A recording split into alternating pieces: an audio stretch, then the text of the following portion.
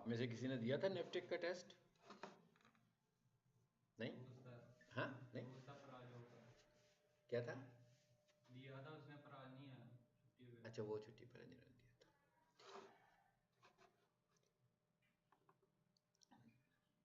चलिए जी, अब हम स्टार्ट करते हैं मोस्ट इंपॉर्टेंट एसईओ का पार्ट। ऑन साइट एसईओ और टेक्निकल एसईओ दोनों को हम इकट्ठे देखेंगे। कुछ टास्क होंगे जो ऑन साइट एसईओ वाले होंगे और कुछ टास्क होंगे जो टेक्निकल एसईओ के होंगे। अगर हम बहुत पीछे चले जाएं, जब हम एसईओ शुरू में कर रहे थे पाकिस्तान में, शुरू में, वैसे तो बहुत पहले से हो रही है, तो 2013-14 में, तो उस वक्त हम एसईओ करते थे, ऑन साइट एसईओ करते थे, उसी के अंदर टेक्निकल एसईओ इंक्लूडेड होती थी। मतलब क्या हुआ कि गूगल ने खुद से इसको थोड़ा सा फिल्टर कर दिया और दो हिस्सों में डिवाइड कर दिया, ऑन साइट एसईओ और टेक्निकल एसईओ। लेकिन उससे पहले उस वक्त ये ऐसा नहीं होता था। उस वक्त हम कहते थे ऑन साइट एसईओ, और जो टेक्निकल एसईओ वाला पार्ट होता था वो भी ऑन साइट एसईओ का ही पार्ट होता था। यानी बेसिकली टेक्निकल एसईओ हम ऑन साइट एसईओ में ही करते थे, फिर गूगल ने इसको सेग्रीगेट कर दिया और उसने कहा ये टास्क जो है ऑन साइट में आएंगे और ये टास्क जो है टेक्निकल एसईओ में आएंगे। अच्छा, अगर हम इन दो नामों को देखें, जो मैं अभी दो नाम लेने लगा हूँ, एक तो नाम मैं ले रहा हूँ ऑन साइट और एक नाम ले रहा हूँ मैं टेक्निकल। तो सबसे पहले तो इजी वे में हम इसको समझ लेते हैं कि ऑन साइट से क्या मुराद होती है और टेक्निकल से क्या मुराद है। ठीक है, मतलब ऑन साइट एसईओ और टेक्निकल एसईओ। ऑन साइट बड़ा सिंपल सा है, मेरा ख्याल है आप सबको समझ में भी आ रहा होगा कि भाई कोई वेबसाइट है, तो वेबसाइट के ऊपर जाकर हम जो चेंजेस करने लगे हुए हैं उसे हम बोल रहे हैं ऑन साइट एसईओ। जैसे वेबसाइट पे टाइटल होता है, हेडिंग्स होती हैं, टेक्स्ट होता है, इमेजेस होते हैं, हाइपरलिंक्स होते हैं, तो ये सब चीज़ें वेबसाइट का पार्ट है, हम सब जानते हैं। तो ऐसी एसईओ जो हम वेबसाइट के ऊपर परफॉर्म कर रहे होते हैं वो ऑन साइट एसईओ होती है। नो डाउट टेक्निकल एसईओ की भी बहुत सारी चीज़ें हैं जो वेबसाइट पर ही परफॉर्म हो रही होती हैं, ठीक है, लेकिन वो टेक्निकल एसईओ कहलाएगी। अब टेक्निकल एसईओ को बाय नेम अगर हम देखें तो नाम ही इसका है टेक्निकल। तो टेक्निकल का मतलब क्या हुआ कि कुछ इश्यूज ऐसे हैं जो कि आपकी वेबसाइट को लेकर टेक्निकल इश्यूज हैं, जिससे आपकी वेबसाइट में कुछ प्रॉब्लम्स हो सकती हैं।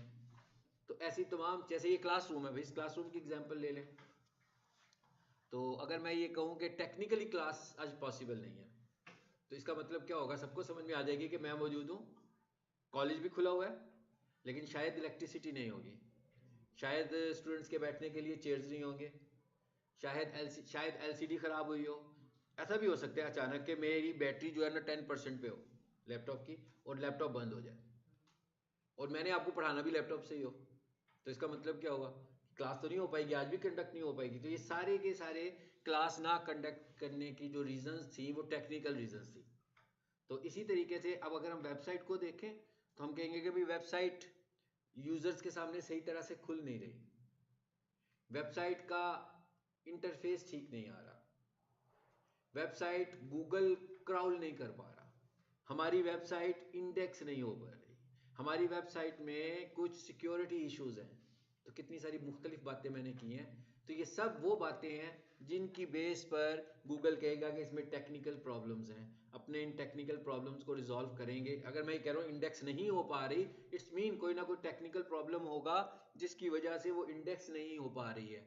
तो उस टेक्निकल प्रॉब्लम को रिजॉल्व करेंगे तो इंडेक्स होना शुरू हो जाएगी। सो ये दो चीज़ें हैं जिनको हम साइड बाय साइड देखेंगे। तो जो हम पढ़ रहे होंगे टॉपिक, मैं आपको एक्सप्लेन करूंगा कि ये टेक्निकल है या ये ऑन साइड है। ठीक हो गया? चलिए जी, अब आ जाते हैं आगे।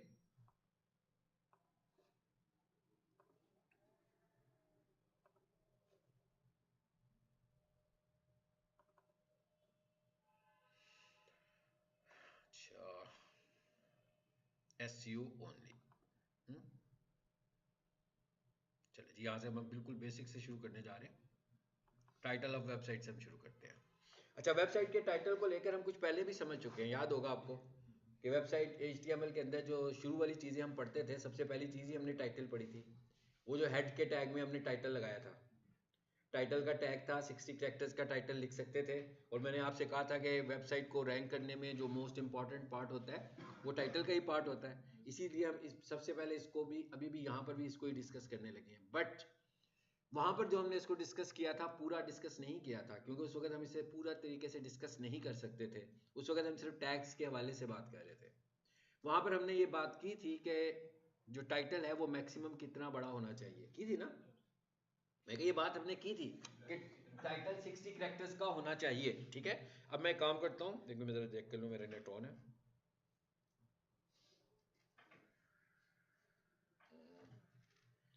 नेट ऑन कर लूँ और आवाज़ जरा अपने मोबाइल की म्यूट कर दूँ। अच्छा, अब अगर मैं यहाँ पर किसी वेबसाइट को भी खोलूँ ताकि हम देखें कि दो चीज़ें हैं जिसको हमने कैलकुलेट किया और स्क्रीन पे देख के समझते हैं क्या। मैंने यहाँ लिखा प्रोफेशनल किचन इक्विपमेंट सिर्फ, बस।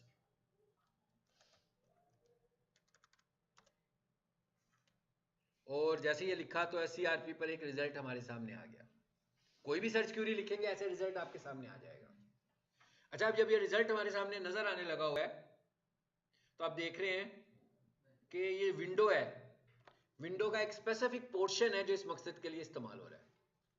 अगर हम देखें तो लेफ्ट साइड पर स्पेस है, अगर हम देखें तो राइट साइड पर भी स्पेस है, मगर गूगल ने ये वाली स्पेस एलोकेट नहीं की हुई रिजल्ट्स के लिए। यहां पर कोई एक्स्ट्रा टूल्स होते हैं वो नजर आ जाते हैं आपको, मगर सर्च रिजल्ट्स इतनी दूर तक नहीं जाते।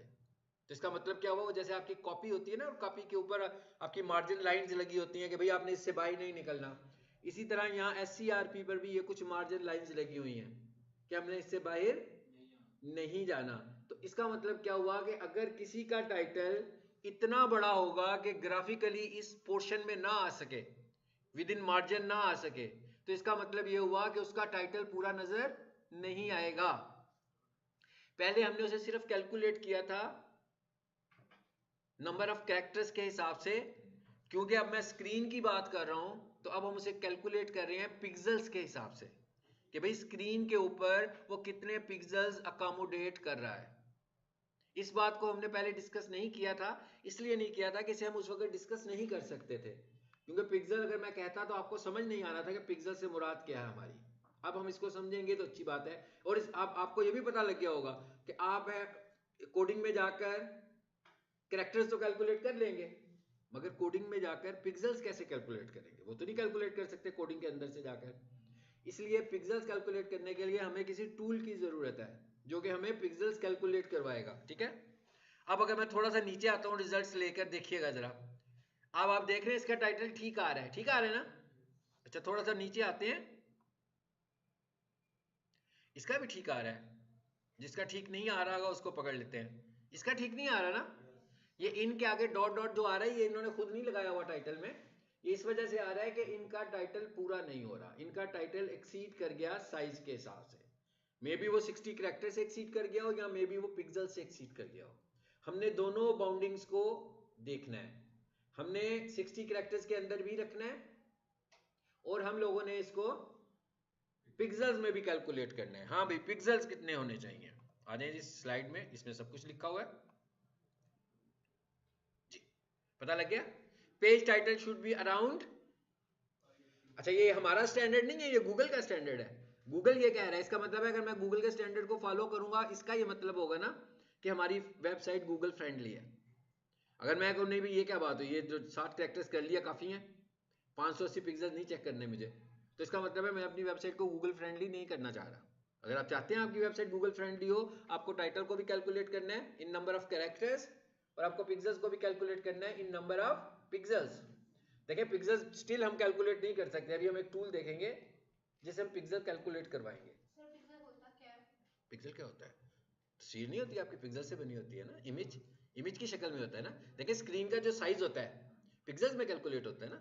जैसे आप कोई LCD खरीदते हो तो आप कहते हो, वो कहते हैं भाई इसके इतने पिक्सेल्स हैं, इसके अंदर इतने पिक्सेल्स हैं। जब आप कोई लैपटॉप खरीदते हो वो बताए स्क्रीन की रेजोल्यूशन ऐसे है, तो इसलिए हमने स्क्रीन को देखा ना, इसीलिए तो देखा कि ये जो नजर आ रहा है इसकी कैलकुलेशन किस में हो रही है, पिक्सेल्स में हो रही है।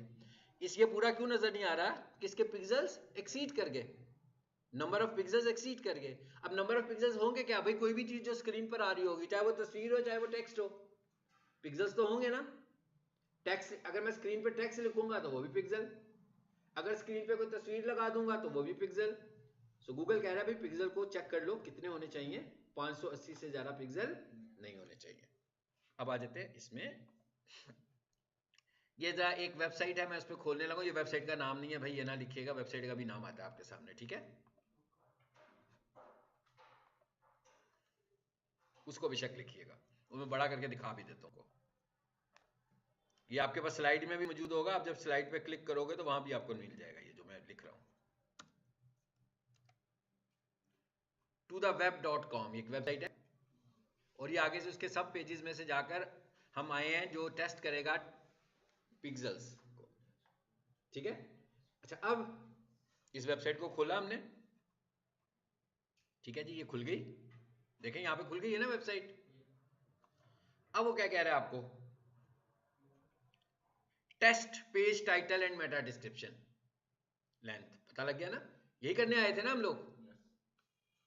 अब वो क्या कहता है, कहता है भाई यहां पर आप अपनी वेबसाइट का यूआरएल दें, ठीक है, सोके तो बड़ा आसान काम है, यूआरएल दो, वो कैलकुलेट कर देगा, मगर अगर मेरी वेबसाइट अभी तक लाइव ही नहीं है, नहीं मैं तो वेबसाइट बना रहा हूं ना, इन प्रोसेस है, वेबसाइट अभी अप्रूव ही नहीं की किसी ने, जो मेरा क्लाइंट है वो बनवा रहा है कोई बंदा वेबसाइट, लाइव तो तब होगी ना जब फाइनल हो जाएगी, मे बी, हम मे बी की बात कर रहे हैं, जरूरी नहीं कि सबके साथ ऐसा हो, हम कहते हैं मे बी हमारी तो वेबसाइट लाइव नहीं, तो फिर ये कैसे बनेगा भाई, इसके लिए आपकी वेबसाइट का होना जरूरी नहीं है, इसके लिए वेबसाइट का होना जरूरी है, मतलब आपको एक्चुअली एक वेबसाइट का यूआरएल देना है, तो आप जिस भी वेबसाइट का यूआरएल देंगे उसमें टाइटल मेटा तो होगा ना, तो वो उसकी लेंथ आपको कैलकुलेट कर देगा। आप क्या करोगे, अपना टाइटल यहां पर मेंशन करोगे और अपनी टाइटल की लेंथ को कैलकुलेट करवा लोगे, जब आपको यहां पे पता लग जाएगा ठीक कैलकुलेशन हो गई, आप उसे कॉपी करोगे और अपनी वेबसाइट के टाइटल में ऐड कर दोगे। जब कभी आपकी वेबसाइट लाइव हुई, दोबारा टेस्ट करना होगा तो कर लेना, लेकिन ये टेस्ट क्लियर हो चुका होगा, क्योंकि ऑफलाइन को नहीं कर सकते, ऑनलाइन को कर सकते हैं, अपनी को करना जरूरी नहीं है, ये भी ध्यान में रखें। मिसाल के तौर पर मैं कहता हूं पीक सॉल्यूशन की वेबसाइट का मैं टाइटल बना रहा हूं, लेकिन सपोज कर लेते हैं कि पीक सॉल्यूशन की जो वेबसाइट जिसका मैं बना रहा हूं वो अभी हमने लाइव ही नहीं की, तो मेरे पास एक क्लाइंट की वेबसाइट पड़ी है जो मैंने अभी आपके सामने खोल दी। अब देखें तो पीक सॉल्यूशन और प्रोफेशनल किचन, भाई इनकी डोमेन एरियाज, बिजनेस एरियाज तो एक नहीं है ना, तो जेहन में एकदम क्वेश्चन आएगा भाई ये क्या बात हुई, वो कुछ और काम कर रहे हैं, ये कुछ और काम कर रही है, कैसे होगा। हम बिजनेस की बात ही नहीं कर रहे, हम उनकी वेबसाइट का कंटेंट भी यूज नहीं कर रहे, हमने तो उनकी वेबसाइट का टाइटल डिस्प्ले करवा के वहां पर अपना टाइटल लिख के अप्रूव करवा देना है, जब वो अप्रूव होगा तो उसको ऑफलाइन जाकर अपने टाइटल में ऐड कर, क्लियर। चले, जब मैं यहां आता हूं फिर, यानी इसका मतलब ये हुआ कि आपने इसकी प्रैक्टिस करनी होगी तो दुनिया की किसी भी वेबसाइट का टाइटल लगा सकते, यूआरएल दे सकते हो, ऐसे ही है ना, यही कह रहा हूं ना मैं एक्चुअली तो। और ये क्या लिखा हुआ है जी, जनरेट, चलो जी देखते हैं अभी क्या होता है।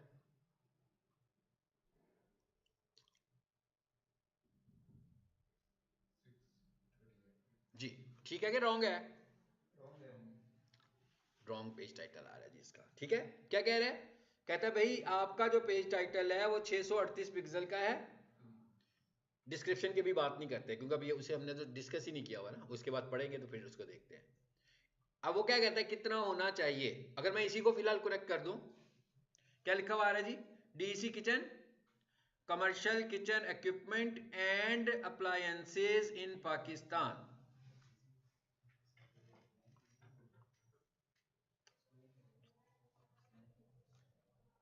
हो गया प्रूफ, मैं क्या प्रूफ हो गया। वैसे देखें तो हमने जो साइंस पढ़ी थी कीवर्ड लिखने की, उसके भी अगेंस्ट है कि नहीं, अगेंस्ट, अगेंस्ट हुआ है ना उसके। हमने क्या कहा था कि पहले कीवर्ड आना चाहिए फिर ब्रांड नेम आनी चाहिए, इन्होंने क्या किया है, ब्रांड नेम पहले कर दिया है और कीवर्ड को बाद में कर दिया, यानी यूं कह रहे हैं कि हमारी जो ब्रांड है वो हमारा प्राइमरी कीवर्ड है और जो हमारी प्रोडक्ट है वो हमारी सेकेंडरी। ऐसा तो नहीं होता, देखिए कोई भी बंदा पीक सॉल्यूशन खरीदने नहीं आता है ना, खरीदने क्या आता है, पीक सॉल्यूशन के ऑफर्ड कोर्सेज को खरीदने आता है, यानी उसकी जो डिमांड होती है। कोई बंदा ये तो जानता है कि मुझे डिजिटल मार्केटिंग करनी है, मुझे ग्राफिक्स का डिप्लोमा करना है, लेकिन हर बंदा ये नहीं जानता कि पीक सॉल्यूशंस, ऐसे ही है ना, मतलब हर बंदा ब्रांड की अवेयरनेस तो हर किसी को नहीं होगी ना। यानी हम ये कहते हैं कि कोई बंदा गांव से आ गया लाहौर कि भाई मुझे अच्छे अच्छे कंप्यूटर कोर्स करने हैं, और जाके अपने इलाके में कॉलेज खोलूंगा। तो जब वो अपने गांव से निकला तो उसको तो नहीं पता पीक सॉल्यूशंस, बट उसके ज़हन में क्या चीज़ है, computer courses, digital marketing foundation course, graphics diploma, web development, Shopify, ये सब क्या है, ये सब बिजनेस एरियाज हैं और ये सब कीवर्ड्स हैं। तो इसका मतलब क्या हुआ, इन कीवर्ड्स पे अगर हम अपनी वेबसाइट को रैंक करेंगे तो हमारी वेबसाइट की रीच दूर तक जाएगी। लेकिन अगर मैं अपनी वेबसाइट को पीक सॉल्यूशन के नाम से रैंक करूंगा तो सिर्फ वही लोग हैं, ऐसे ही है जैसे मैं अपने घर में बैठ के एक जोर से आवाज लगाऊं तो सब यस करें क्योंकि सब लोग मुझे जानते हैं। लेकिन अगर बाहर के लोगों तक मेरी आवाज ही नहीं जाएगी तो मेरी मार्केटिंग कैसे होगी। सो मुझे मार्केटिंग करने के लिए अपनी ब्रांड की मार्केटिंग तो करनी ही, अलग से करते रहे, वो ब्रांडिंग करते रहे अपनी, हम बताते रहे एडवर्टीजमेंट करके कि पीक सॉल्यूशन क्या है। लेकिन जब हमें मार्केटिंग करनी है, जब हमें सेल जनरेट करनी है, तो हमें लोगों की सर्च क्यूरीज पर सेल जनरेट करनी है, जिसे हम क्या बोल रहे हैं, कीवर्ड्स, उन्हें हम कीवर्ड्स बोल रहे हैं। ओके चलें जी, अब हम इसी को कर लेते हैं। सपोज हम कहते हैं कि भाई इनका ऐसे है तो फिर इसको असल में तो इसको ऐसे होना चाहिए था जी, कैसे होना चाहिए था जी, इसको मैं चेंज देखें मेरे कंट्रोल में है ना, मैं कर सकता हूँ चेंज, आप भी इस तरह कर सकते हैं चेंज। इसके लिए कोई वेबसाइट की ऑनरशिप का होना जरूरी नहीं है। लो जी, मैं उन्हीं का कीवर्ड लिख लेता हूँ, कमर्शियल किचन इक्विपमेंट, ये सेपरेटर लगाया, पता है ना आपको ये क्या चीज है, और DEC किचन, मतलब मैंने बिल्कुल वही साइंस यूज किया जो उनकी रिक्वायरमेंट है। हाँ, फिर मैंने एक और किया और मैंने कहा भाई ये पिज्जा ओवन भी बेचते हैं, देखते हैं पूरा हो जाता है कि नहीं होता।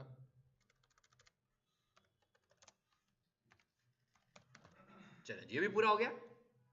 अब ये बन गया हमारे पास कीवर्ड और टिक मार्क आ रहा है ग्रीन। इसका मतलब ये हुआ कि ये 60 कैरेक्टर्स की रेंज में भी होगा और ये पिक्सेल्स की रेंज में भी होगा। मैं इसे यहां से कॉपी करूंगा, हेड में लेकर जाऊंगा, टाइटल में जाकर पेस्ट कर दूंगा, सेव कर दूंगा, टाइटल ऑप्टिमाइज हो गया। सर ये जो आपने सेपरेटर लगाया है, तो इसका मतलब ये है कि मतलब जो टाइटल जो भी आपने इसमें ऐड किए वो 3 टाइटल्स हैं। ना इसका मतलब सेपरेटर, जैसे आप कॉमा लगाते हो, जैसे आप फुल स्टॉप लगाते हो, यहाँ पर ना कॉमा लगाना है ना फुल स्टॉप लगाना है, यहाँ पर या तो पाइप साइन लगाना है या हाइफन लगाना है, ठीक है। इन दोनों में से कोई एक। अच्छी बात है कि अगर आप पाइप साइन को लें तो उसी को कंटिन्यू करें, अगर आप हाइफन को लें तो उसी को। अदर देन दी सेपरेटर्स ना लगाएं, ये भी गूगल नहीं बताया, ठीक है। अच्छा ये जी हो गया हमारा। अच्छा अब एक चीज जरा थोड़ी देर के लिए एक चीज और समझ लेते हैं, इसके पिक्सेल्स कैलकुलेट कीजिएगा। मैं इसके नंबर ऑफ कैरेक्टर्स इंक्रीज नहीं करने लगा, बल्कि मैं थोड़ी सी इसमें एक चेंज करने लगा हूं, वो देखें वो क्या है। मैंने क्या किया चेंज वाला, पता लगी क्या होगा आपको, क्या चेंज किया। मैंने सिर्फ इसको बड़ी एबीसी में कर दिया। कोई तब्दीली आई है कि नहीं आई है, क्या तब्दीली आई है बोला, पिक्सेल्स में फर्क है। पिक्सेल्स बढ़ गए हैं एकदम। इसका मतलब क्या हुआ, इसका मतलब ये हुआ कि छोटी एबीसी का जो पिक्सल है वो कम होता है। ऐसे ही है ना, जैसे माइक्रोसॉफ्ट वर्ड में आप लिखो एक लाइन में छोटी एबीसी और नीचे वाली लाइन में लिखो बड़ी एबीसी, तो बड़ी एबीसी की विड्थ और बड़ी एबीसी की हाइट कंपैरेटिवली ज्यादा होगी, तो जब वो ज्यादा होगी तो फाइल भी बड़ी बनेगी।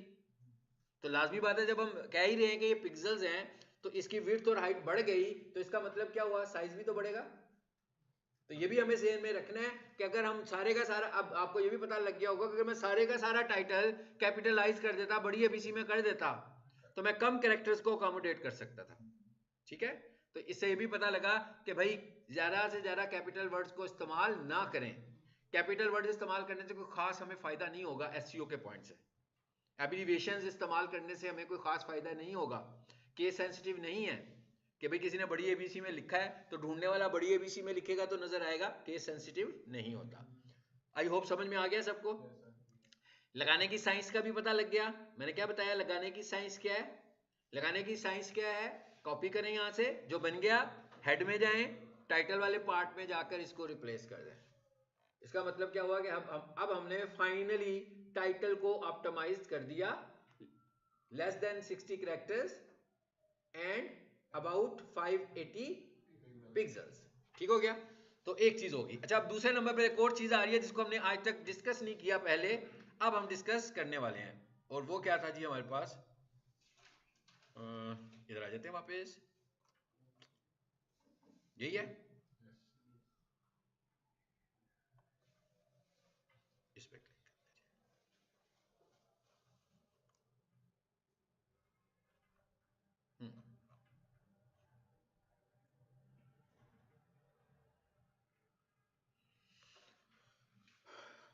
मेटा डिस्क्रिप्शन क्यों नहीं डिस्कस किया था? इसलिए कि मेटा डिस्क्रिप्शन कहीं पर भी आपको HTML में नजर नहीं थी आनी, यानी HTML टैग में उसके आउटपुट नहीं थे हम देख सकते।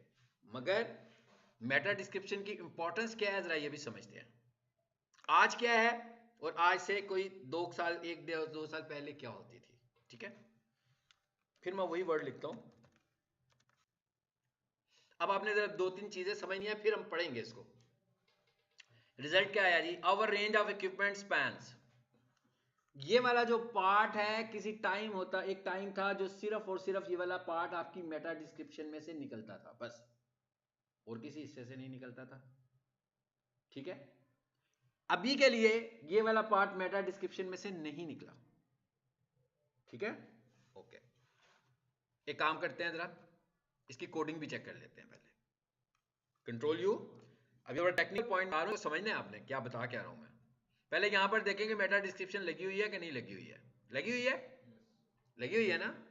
अच्छा, क्या लगी हुई है? Dastgir engineering supplies professional kitchen equipment, ऐसे ही है। तो वो टेक्स्ट तो कुछ और मिला है उसको, क्या ख्याल है? आवर रेंज कुछ और मिला है ना? अच्छा, अब जरा समझते हैं कि मिला कहां से, उसने निकाला कहां से ये। अब इधर आ जाए और मैं इधर आके देखता हूं। भाई ये कहां से निकाला है तुमने, मुझे बताओ। इधर है, कंट्रोल F। मेरा ख्याल है सबको पता है मैंने क्या किया है। पता लगा कहां से निकला ये टेक्स्ट? बॉडी में से निकला। यानी जब किसी ने सर्च की तो उसने एक तो टाइटल यूज किया, और वो जो डिस्क्रिप्शन नीचे आ रही है ना, कौन सी डिस्क्रिप्शन नीचे आ रही है? I am talking about this, ये जो 2 लाइनें आ रही हैं, ये उसने कहां में से निकाली? बॉडी में से निकाली। 2024 के एंड तक ये अंडरस्टूड इंफॉर्मेशन कहां से निकलती होती थी? मेटा डिस्क्रिप्शन में से, ऑलवेज। 60 कैरेक्टर्स का टाइटल था तो 160 कैरेक्टर्स का मेटा डिस्क्रिप्शन होता है, अभी भी होता है, ठीक है? 24 तक ये 100% अंडरस्टूड वहीं से निकलती थी, इसलिए हम क्या करते होते थे, आज भी करते हैं, हम इसको ऑप्टिमाइज करते थे, और अपना जो प्राइमरी सेकेंडरी कीवर्ड होता है वो इस 160 कैरेक्टर्स में इस्तेमाल करते थे और करते हैं, आज भी करते हैं।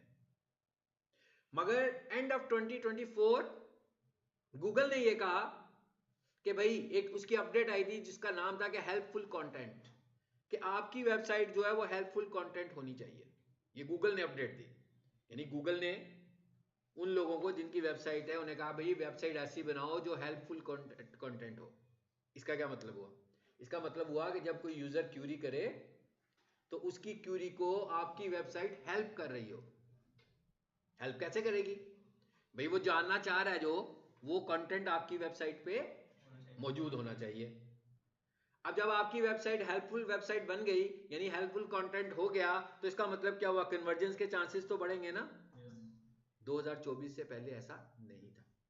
2024 से पहले क्या हम भी किस चीज पे प्ले करते थे? कीवर्ड्स पर। 100% कीवर्ड्स पे प्ले करते थे। इसका मतलब क्या हुआ कि अब जब हमने कहा हेल्पफुल कंटेंट, तो ऐसा हो सकता है कि मुख्तलिफ लोगों की जो क्यूरीज हों उसके ऊपर हमारी वेबसाइट या किसी और की वेबसाइट से जो डिस्क्रिप्शन वाला पार्ट है वो मुख्तलिफ जगहों से निकले। हो सकता है ना, कि नहीं हो सकता? ऐसे ही है ना, जैसे वो हम स्कूल में किताबें पढ़ते थे तो हर चैप्टर के एंड पर एक एक्सरसाइज होती थी, ठीक है? सम टाइम कुछ टीचर्स ऐसे होते थे, वो कहते थे भाई इसमें से मैंने सवाल नहीं देना, है ना? वो क्या करते थे, वो 50 सफ़ों में से ना सवाल बना देते थे और कहते थे जो अभी इसमें से जाके जवाब ढूंढो इसका।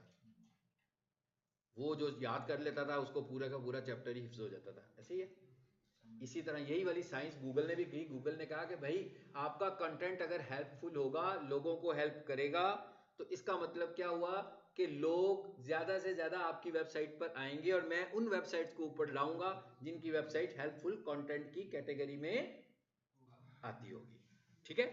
अच्छा, अब जरा एक और क्यूरी करते हैं। मैं क्या, अब एक और डिफरेंट क्यूरी करते हैं और फिर देखते हैं कि क्या ये मैसेज चेंज होता है। और इस पे लिख देते हैं हम दस्तगीर इंजीनियरिंग,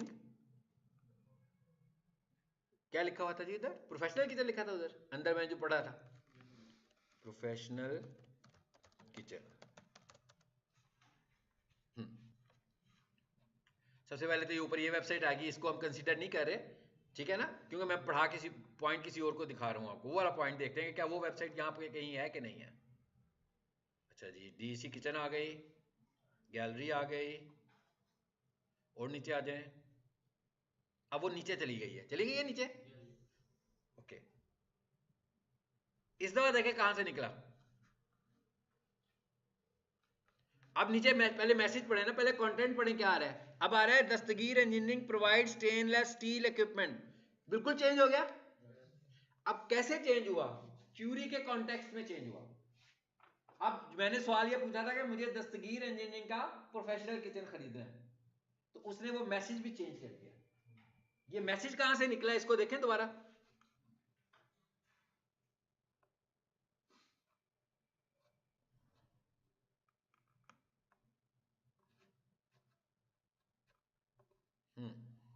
भाई गुजर गया है क्या, ये है ठीक है।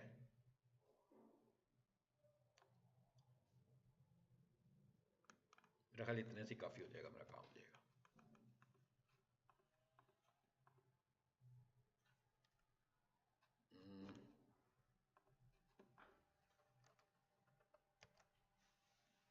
अब कहां से निकला, वो फुटर में चला गया। हाँ, क्योंकि वो मैसेज वहां पे पड़ा हुआ था ना, अबाउट के सेक्शन में से जाकर उसने ये वाला मैसेज निकाल दिया। अब इधर है, इधर क्या लिखा हुआ था, इसके इसमें क्या लिखा हुआ है। अच्छा जी, अब आगे लिखा है जी Dastgir engineering supplies professional kitchen equipment, और मेरी सर्च क्यूरी क्या बनी थी।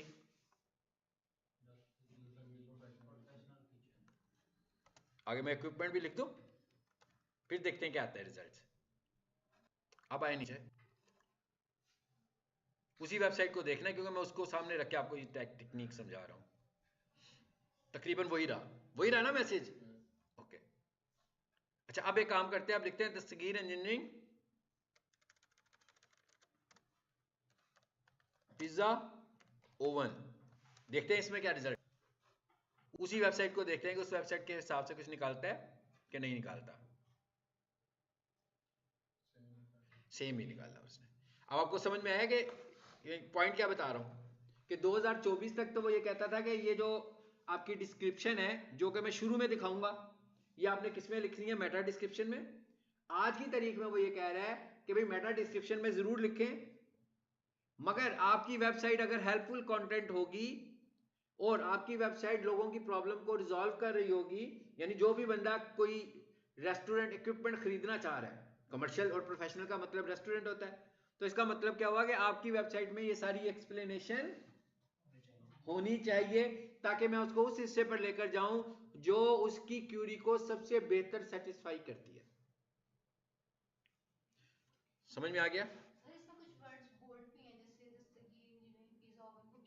सर्च के जो हमने सर्च किया ना, वो कह रहा है ये नहीं, आपकी सर्च मुझे मिल गई, ठीक है। अच्छा जी, अब आ जाते हैं, आपने ये सर्च किया ना तो उसने निकाल कर दिखाया इसके अंदर से ये चीजों को। अच्छा, अब मेरा ख्याल है आपको पॉइंट समझ में आ गया कि मेटा डिस्क्रिप्शन क्या है। और मैंने आपको ये भी बता दिया कि एंड ऑफ 2024 गूगल ने इसको कंसीडर करना बहुत कम कर दिया था मेटा डिस्क्रिप्शन को, बट स्टिल नॉट डेड।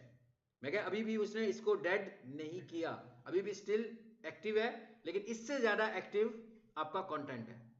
पहले इस सर्च के लिए वो कभी भी बॉडी में नहीं जाता था, अब वो प्रायोरिटी में बॉडी पर जाता है, मगर मेटा डिस्क्रिप्शन से भी कुछ लेता है, मगर कभी कभी लेगा। ऐसे इसलिए लेगा जब आपकी क्यूरी बिल्कुल मैच करती होगी मेटा डिस्क्रिप्शन के टेक्स्ट के साथ। दस्तगीर, एक और सर्च क्यूरी करते हैं, दस्तगीर इंजीनियरिंग इंडस्ट्रियल किचन। चलिए ये लिखें जरा, देखते हैं अब क्या होता है। ये आपको मैं सिर्फ एक्सप्लेन करूंगा इज हेल्पफुल कंटेंट मीन, कि गूगल जो कहता था ना कि आपका कंटेंट हेल्पफुल होना चाहिए, इसका मतलब क्या होता है। देखते हैं उस वेबसाइट को इसने रैंक किया कि नहीं किया।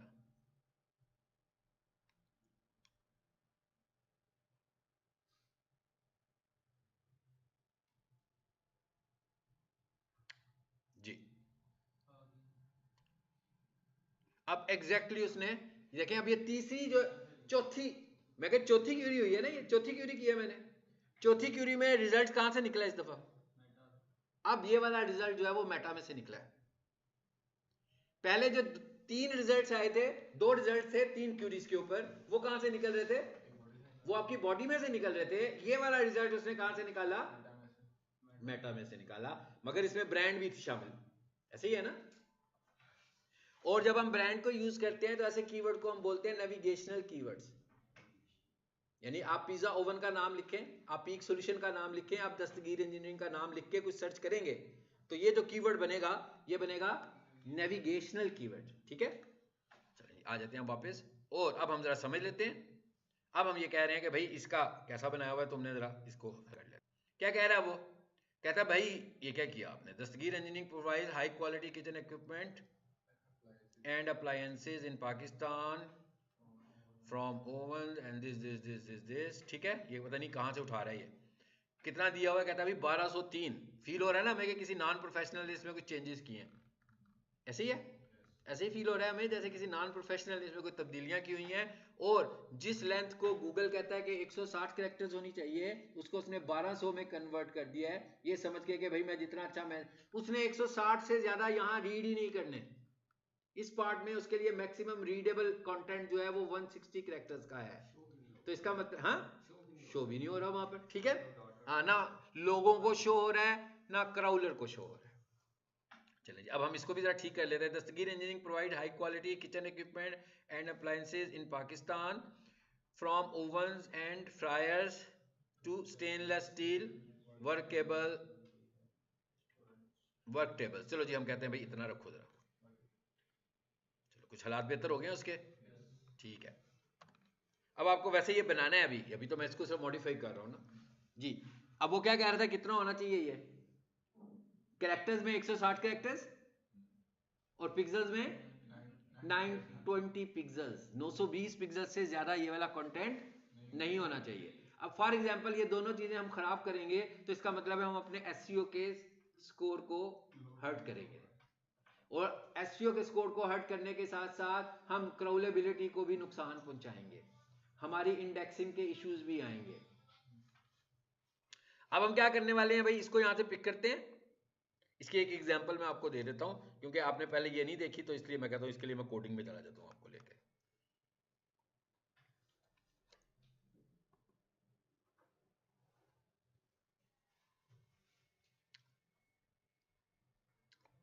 फॉर एग्जांपल ये सोफा टैम्प वाले को खोल लेते हैं ना, यहां से आप इंडेक्स की फाइल को खोलो।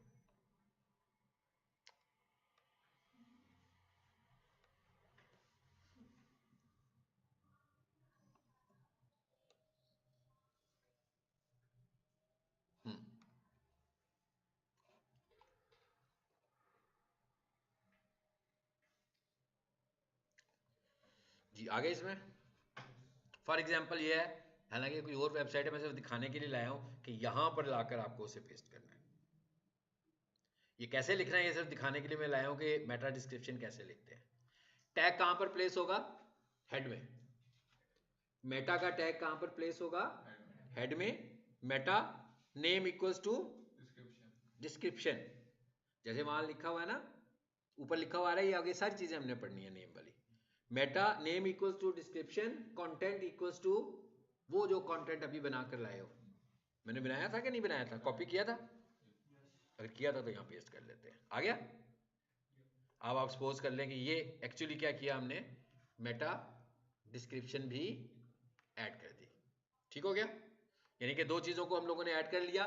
तीसरी चीज क्या हो गई हमारे पास, फेविकॉन, जिसको हम अच्छे तरीके से समझते हैं। तो इसका मतलब क्या हुआ, 3 एसईओ के फैक्टर्स पूरे हुए। अच्छा, एक चौथा फैक्टर और चेक कर लो, वो क्या है, लाइन नंबर 14 में जो आ रहा है वो क्या है, ये it is also a favicon, but थोड़ा सा डिफरेंट बात कर रहे हैं। ऊपर लिखा हुआ आ रहा है शॉर्टकट आइकॉन, नीचे लिखा हुआ आ रहा है एप्पल टच आइकॉन। इसका क्या मतलब हुआ, इसका ये मतलब है कि भाई सारी डिवाइसेस तो एंड्रॉयड नहीं है ना, कई लोगों के पास तो आईफोन्स होते हैं, तो उसके ऊपर भी तो आपने टच आइकॉन को करना है, अपने शॉर्टकट आइकॉन को, यानी उसके ऊपर भी तो फेविकॉन आना चाहिए।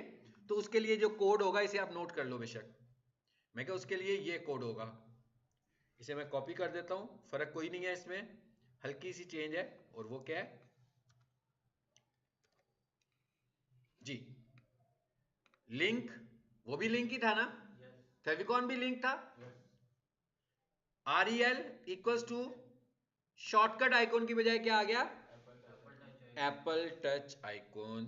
साइज बताना चाहें तो बता दें, ना छोड़ना चाहें तो छोड़ भी सकते हैं। Link relation equal to apple dash touch dash icon, href equal to, आगे वही बात आ गई, फिर png इमेज बता दो, बिल्कुल उसी तरह जैसे आपने पहले बताया। अदरवाइज क्या होगा, जब आप इसका एसईओ टेस्टर इस पे लगाएंगे, वो कहेगा आपने फेविकॉन जो है एप्पल टच का फेविकॉन नहीं लगाया हुआ, तो इससे भी स्कोर आपका कम होगा।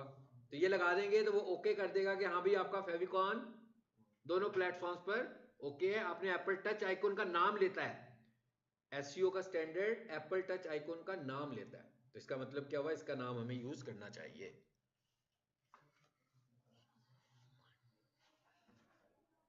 ठीक हो गया।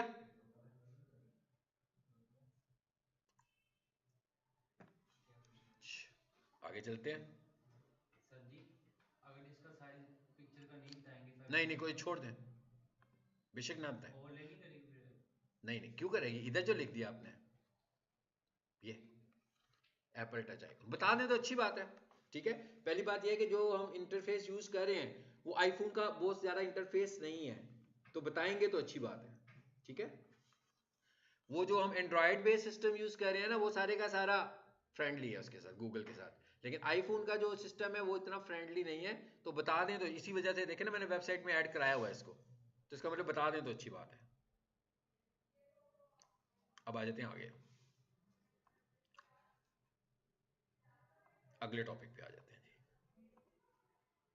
करेंगे इसको कल। इसका सिर्फ थोड़ा सा इंट्रो लेते हैं जी, क्या टॉपिक है।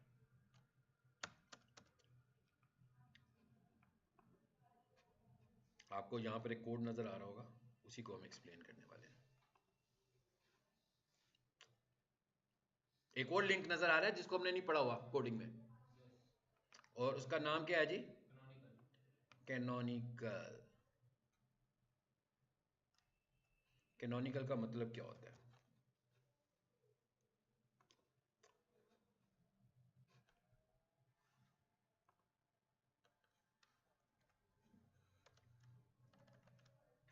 जैसे हमारे निक नेम होते हैं ना, ठीक है, वेबसाइट का भी निक नेम रखने जा रहे हैं। ये मतलब है इसका। अच्छा, अब ये तो मैंने वैसे इसका ट्रांसलेशन बता दी ना कि क्या चीज़ है, असल में इसका पर्पस क्या है कैनोनिकल का। कैनोनिकल का पर्पस ये है कि इससे पहले हमें समझ लेना चाहिए कि what is the concept of duplication. Duplicate website का क्या कॉन्सेप्ट है। मिसाल के तौर पर पीक्स रीजन की वेबसाइट बनी है, ठीक है जी, मैंने भी कंप्यूटर कॉलेज खोला और एक वेबसाइट ली, बनाना चाह रहा था, तो मैंने कहा भाई पीक्स रीजन की जो बनी बनाई पड़ी है, तो क्या मुझे क्या ज़रूरत है किसी और की बनाऊँ, नए तरीके से मेहनत करने की क्या ज़रूरत है। उनकी पूरी वेबसाइट को मैंने कॉपी किया, पेस्ट किया, लोगो तब्दील कर दिया, फ़ोन नंबर चेंज कर दिए, तस्वीरें वगैरह चेंज कर दी, मैंने कहा कंटेंट तो मिल गया ना रेडीमेड। ठीक है, सो गूगल ऐसी वेबसाइट्स को उठा के फेंक देगा, गूगल कहेगा भाई ये तो डुप्लीकेट वेबसाइट आपने बना ली सारी, इसको मैं इंडेक्स नहीं करूँगा। डुप्लीकेशन को गूगल इंडेक्स नहीं करता, बिल्कुल नहीं इंडेक्स करता, क्राउल भी नहीं करता। यानी इसका मतलब क्या हुआ, डिस्कवर करने जाएगा, ढूंढेगा, मिलेगी, चेक करेगा तो डुप्लीकेट है, छोड़ देगा। इसका मतलब क्या हुआ, आपकी वेबसाइट 100% यूनिक होनी चाहिए। ठीक है, अच्छा, अब ये जो कैनोनिकल का कॉन्सेप्ट है, it's related to duplicate, but it is a duplicate of your website. इस दफा हम कर क्या रहे हैं, अपनी ही पेज की डुप्लीकेट की बात कर रहे हैं।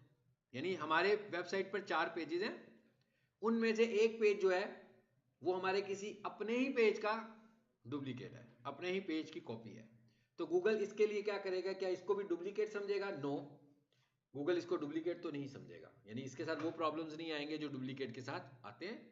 बट प्रॉब्लम क्या होगा, प्रॉब्लम ये होगा कि गूगल कहेगा भाई इसमें से असल पेज कौन सा है आपका, किसको रैंक करूं, तो क्या करेगा, कभी एक को कर दिया करेगा, कभी दूसरे को। तो मतलब क्या हुआ भाई, हम जो दूसरों के साथ मुकाबला करने के लिए आए थे, तो हम आपस में ही लगे हुए हैं, कभी हमारा एक पेज ऊपर चला जाता है, कभी हमारा दूसरा पेज ऊपर चला जाता है, और एक कंफ्यूजन है कि भाई इसमें से असल कंटेंट कौन सा है गूगल के लिए। सो गूगल कहता है भाई ये वाला कंफ्यूजन मेरे लिए आप खत्म कर दो, इसलिए most important tag of SEO के लिए हेड पार्ट का कैनोनिकल, कि भाई कैनोनिकल मेंशन करो। मतलब क्या हुआ कि अगर आपके पास 2 पेजेस एक जैसे हैं, तो मुझे बताओ इनमें से असल पेज कौन सा है और कॉपी कौन सी है, असल पेज कौन सा है और डुप्लीकेट कौन सा है। अच्छा, अब जरा ये देखते हैं कि अगर मैं ये कह दूं पहले से ही कि भाई ओके भाई हम ख्याल रखेंगे डुप्लीकेट हो ही ना, एक ऑप्शन तो ये है ना। लेकिन जब आप अपनी वेबसाइट को लाइव करते हैं तो उसमें से एक पार्ट जो होता है वो ऑटो डुप्लीकेट होता है हर वेबसाइट के लिए। इसका मतलब क्या हुआ कि वो जो पहला डुप्लीकेट है हर वेबसाइट के लिए उसे तो कंट्रोल करना ही पड़ेगा। वो क्या डुप्लीकेट है पहले समझते हैं। जब आप किसी वेबसाइट को खोलते हैं, जैसे मैंने अभी खोला वेबसाइट को, देखें प्रोफेशनल किचन को, तो इसका यूआरएल क्या आ रहा है जी, professionalkitchen.dckitchen.org, बस ये डुप्लीकेट यूआरएल इसका। इसका मतलब क्या हुआ, एक तो इसका यूआरएल हो गया ये वाला, मैं इसको यहां पर पेस्ट कर देता हूं, आ गया। फिर मैं इस वेबसाइट पे आता हूं और इस दफा मैं क्या करता हूं,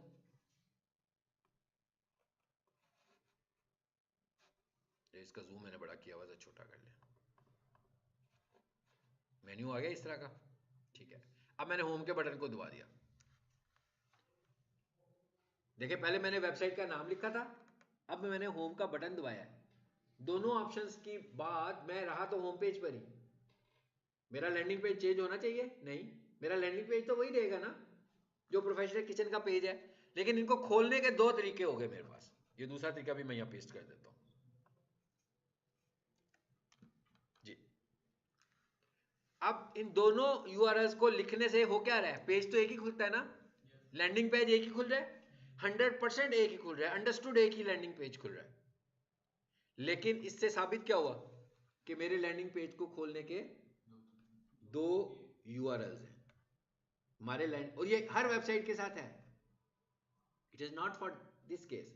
कोई भी वेबसाइट जो यूआरएल पे होगी, पहले देखें उसे खोलना किसने है, एक फाइल ने, क्योंकि आपकी वेबसाइट का कंटेंट तो एक फाइल में पड़ा हुआ है ना, वो है इंडेक्स, उसने खोल दी। लेकिन जब आप वेबसाइट की होस्टिंग लेते हैं और डोमेन खरीदते हैं, तो जब आप अपनी वेबसाइट का नाम खरीद लेते हो और आ जाता है dckitchen.org, तो वो ऑटोमेटिकली किस फाइल को खोलती है, इंडेक्स को ऑटोमेटिकली खोलती है, नाम यूज किए बगैर।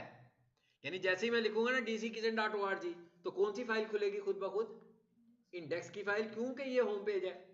अब क्या हुआ, एक ही जगह पर हम दो तरीकों से जा रहे हैं कि नहीं जा रहे हैं। अब क्राउलर तो कंफ्यूज होगा कि index.html और dckitchen.org, इन दोनों में से असल वाली कौन सी है। ठीक हो गया। अब हमने क्या किया भाई, इधर आ जाते हैं, खत्म ही कर देते हैं इस टॉपिक को।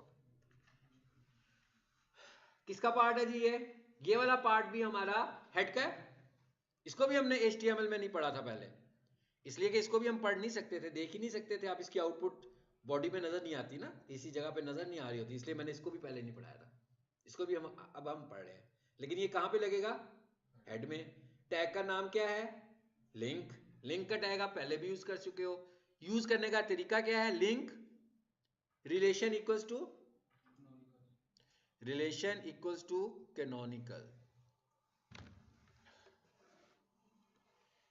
कहां गया भाई, ऊपर है नीचे है, नीचे था ना, ऊपर ही गुजर गया यार, रुक जाओ यार, क्या हो गया। ठीक है। अच्छा उसके बाद क्या आ गया आगे, अगला इंपॉर्टेंट पॉइंट है, बस ये खत्म होने लगी है बात हमारी, href, हाइपर रेफरेंस। इसका मतलब क्या हुआ, अब हम ये बताने वाले हैं कि भाई अब पहली चीज समझ ले जरा, दो हिस्से थे, एक को हम कह रहे थे ओरिजिनल, फोटोकॉपी कराने जाते हैं ना भाई, शनाख्ती कार्ड लेकर चले जाते हैं, तो ओरिजिनल है ना वो हमारा, लेकिन जो उसे कॉपी निकलती है वो डुप्लीकेट होती है। ठीक है, तो अब हम पे बताना क्या है कि ओरिजिनल आईडी कार्ड कौन सा है भाई, ये बताना है ना इसको कि ओरिजिनल वेबसाइट का पेज कौन सा है। तो सिंपल सी बात है कि हमें किस पेज पे होना चाहिए, ओरिजिनल पे कि डुप्लीकेट पे। मुझे बताना है कि मैं ओरिजिनल नहीं हूं, मैं ही ओरिजिनल होऊंगा तो मैं कैसे बताऊंगा कि मैं ही ओरिजिनल हूं भाई।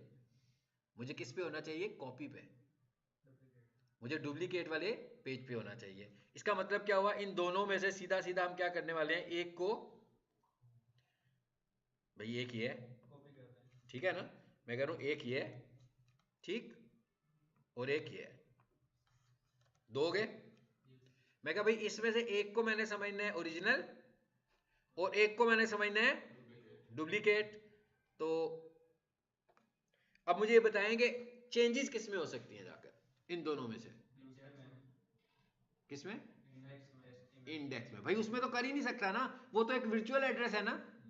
dckitchen.org में जाकर कहूं कि भाई टाइटल बदल दो, बदला जा सकता है?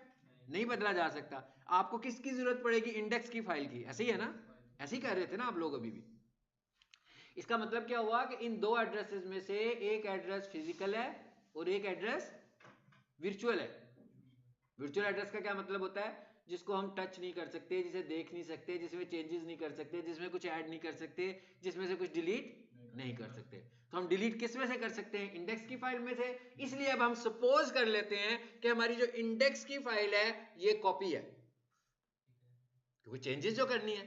इंडेक्स की फाइल में जाकर बताना है कि भाई मैं असल नहीं हूं, तो फिर असल क्या है? असल है पहले वाला यूआरएल। इसका मतलब क्या हुआ? href में कौन सा यूआरएल आएगा? नीचे वाला के ऊपर वाला? ऊपर वाला। हम कह तो रहे हैं कि भाई देखे हम किस में, अगर हम कहें ना दूसरे वाला आएगा तो इसका तो मतलब है कि आप वर्चुअल एड्रेस में चेंज कर रहे हो। क्या वर्चुअल एड्रेस में चेंज कर सकते हो? हवा को यूं टच करके लो कमरे को, ये सर आपके हिस्से की वाल है हमारी में, नहीं है ना, ऐसे नहीं हो सकता ना। वर्चुअल चीज को तो आप टेस्ट चेक नहीं कर सकते, पकड़ नहीं सकते हो, लेकिन फिजिकल को तो पकड़ सकते हो ना हाथ में। तो इसका मतलब क्या हुआ? फिजिकल कौन सी है इन दोनों में से? आप ही ने बताया था, मैंने नहीं बताया था। आप ही ने बताया था कि इंडेक्स है, मैंने नहीं बताया, ये तो आप लोगों ने खुद बता दिया था मुझे कि फिजिकल कौन सी है, इंडेक्स है। वर्चुअल कौन सी है?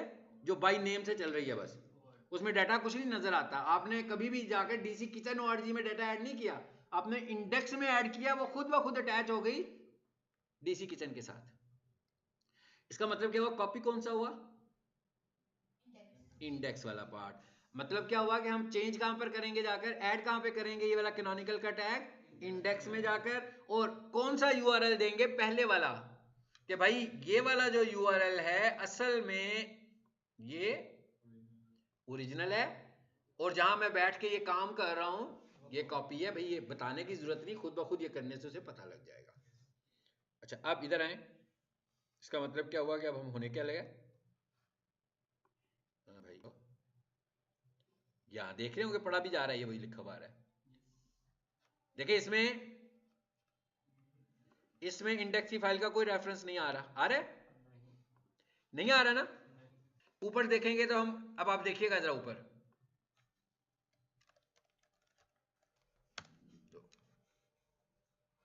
क्लियर हो गया? अब कौन सी फाइल खुली है? इंडेक्स की। ये ध्यान में रखिएगा, वर्चुअल ने दिखाना है आपको वहां पर भी, लेकिन असल में चेंज कहां होगी? यानी जिस बंदे की वेबसाइट है वो किस फाइल में चेंज करेगा? इंडेक्स की फाइल में। और लाइव चेंज हो जाएगा। मैं कहा वो इंडेक्स की फाइल में चेंज करेगा और लाइव चेंज हो जाएगा। समझ में आ गया? ये टेक्निकल एसईओ का फैक्टर है। मैं कहा ये टेक्निकल एसईओ का एक स्ट्रॉन्ग फैक्टर है। अगर आपने कैनोनिकल सेट नहीं किया सो गूगल इसको भी एसईओ चक्कर में पकड़ेगा कि भाई आपका कैनोनिकल नहीं लगा हुआ। अब अगली बात क्या आ गई? अगली बात यह है कि डुप्लीकेशन वाली। ये बात तो आपको कहा ना कि हर वेबसाइट में है। अब अगर किसी पेज में डुप्लीकेट हो, मिसाल के तौर पर एक पेज है अबाउट अस का और एक पेज है होम पेज का, दोनों में एक पैराग्राफ है जो कॉमन है, डुप्लीकेट हो गया। मैं क्या कहना चाहता हूं कि भाई जो होम पेज है वो असल है और जो अबाउट अस है वो, इसका मतलब क्या हुआ? मैं किस पेज पे जाके कैनोनिकल सेट करने वाला हूं? अबाउट अस पे जाऊंगा और होम पेज का यूआरएल उसको बता दूंगा। ठीक हो गया। अब क्या हुआ भाई? अब तो खिचड़ी पकी हुई है वेबसाइट पे। अब ये सिनेरियो लेकर खिचड़ी पका लेते हैं थोड़ी सी, है ना। क्या हो रहा है भाई? होम पेज का डाटा अबाउट अस में पड़ा हुआ है, अबाउट अस का डाटा गैलरी में पड़ा हुआ है, गैलरी का डाटा अबाउट अस में भी पड़ा हुआ है, गैलरी का डाटा होम पेज में पड़ा हुआ है। ये मैंने वैसे ही जानबूझ के खिचड़ी थोड़ी सी बना दी। अब क्या होगा? अब तो गड़बड़ होगी भाई, कहां कहां क्या करें, कहां कहां लगाएं कैनोनिकल, कितने लगाएं कैनोनिकल, ऐसे ही है ना। यही कंफ्यूजन होगा ना कि ये तो बड़ा चेक करना पड़ेगा भाई किस किस के साथ लिंक बना हुआ है। हर जगह पर धड़ाधड़ कैनोनिकल्स लगने लगे हुए हैं कि नहीं लगने लगे हुए? बार बार कैनोनिकल्स लग रहे हैं? नहीं भाई, एक फाइल में सिर्फ एक कैनोनिकल। गूगल एक से ज्यादा कैनोनिकल अलाउ नहीं करता। अगर आपने अबाउट अस में कैनोनिकल लगा दिया एक, अब किसी और रिलेशन के साथ उसका कैनोनिकल बन ही नहीं सकता। अगर बनाएंगे तो फिर गूगल पकड़ लेगा कि भाई टू मैनी कैनोनिकल्स, कि आपने बहुत सारे कैनोनिकल लगाए हैं, आपको सिर्फ एक कैनोनिकल लगाना अलाउड है। ठीक हो गया? ये होगी बात खत्म हमारी।